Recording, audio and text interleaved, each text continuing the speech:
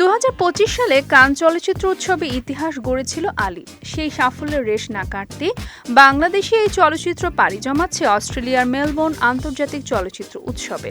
আদনান আল রাজীব পরিচালিত ১৫ মিনিটের এই স্বল্পদৈর্ঘ্য সিনেমা উৎসবটির অফিসিয়াল সিলেকশনে জায়গা করে নিয়েছে। ৮ আগস্ট সন্ধ্যা ৬:৩০টায় মেলবোর্ন শহরের ACMI2 হলে হবে আলীর অস্ট্রেলিয়ান প্রিমিয়ার। এরপর ১৮ আগস্ট রাত ৯:৩০টায় সিনেমাটি প্রদর্শিত হবে কিনো ওয়ান প্রেক্ষাগৃহে। মেলবোর্নে নির্বাচিত হওয়ার খবর সামাজিক মাধ্যমে শেয়ার করে নির্মাতা আদনান আল রাজীব লিখেছেন, কানে অসাধারণ যাত্রার পর মেলবোর্নে আন্তর্জাতিক চলচ্চিত্র উৎসব আলীকে অস্ট্রেলিয়ান প্রিমিয়ারের জন্য নির্বাচিত করায় আমরা সম্মানিত। বাংলাদেশের এই গল্পকে আরেকটি বৈশ্বিক মঞ্চে তুলে ধরার জন্য ধন্যবাদ।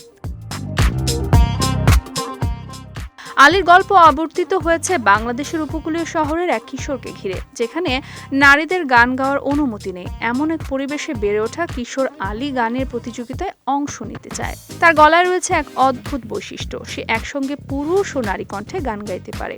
এই বিশেষ ক্ষমতা তার স্বপ্নকে যেমন ডানা দেয়, তেমনি সমাজের চোখ রাঙানিতে বিপন্নও করে তোলে। সমাজ ও আত্মপরিচয়ের দ্বন্দ্বে জড়িয়ে পড়ে এক মানবিক সংকটে।